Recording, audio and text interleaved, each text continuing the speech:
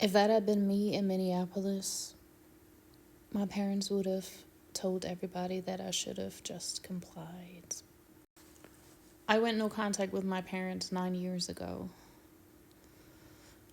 Over many, many things, I tried for 44 years and then decided to protect my sanity and my peace and cut ties. I will not go to their funeral. In a way, I wish them peace because wishing them harm would hurt me. I will never get closure and I will never get justice. But the motivation for me is that I can look at myself in the mirror with a good conscience. Many women, I'm speaking for women now because I don't have insight into how men feel. Many women are currently fighting their families, their spouses, their partners, family members, friend groups, because they are realizing that what they were raised with was only protecting the well-being of their small little group, and maybe only very few of that small little group. Current events have showed many people how much evil is around us. And for many of us, that we're living with it. That it's in the same house, maybe sleeping in the same bed. Maybe we go see it every Sunday.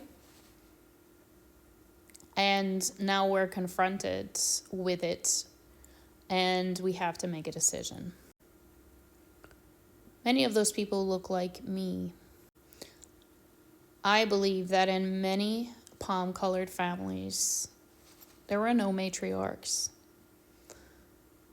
There were households with women carrying the burden and still fighting for the dominance of the men because that is what they felt was necessary for their survival.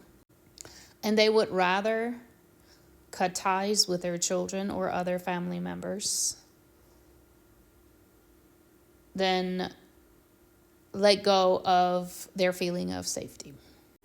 So many women are currently not only fighting with their families and fighting with what is happening around us, they're also kind of realizing or noticing a break in themselves. Because the thing is, when you realize that what you learned was wrong, that what you've been told all along is wrong, that doesn't mean that something else automatically takes its place. For a long time, you're probably going to be fractured. You're probably going to be broken in pieces and lost. You're trying to orient again. You're trying to find new people, new similarities, new groups. You're trying to figure out, okay, I don't want to do that anymore, but what am I doing now? So if you are there right now, don't think that the feeling of pain and loss is a sign that you're doing something wrong. If that is what your inner voice tells you, then it is right, but it comes at a cost. The cost to me was that I didn't have the idea of a family anymore. I didn't have the concept of a family from the start, but the isolation was obvious. And for a while, you might not be able to replace that with anybody else. For a while, maybe you will feel alone and you have to kind of puzzle your own pieces together again. And that's okay. And that process is normal. It hurts a lot and you get triggered a lot. And it brings up a lot of memories. And maybe at some point you question everything.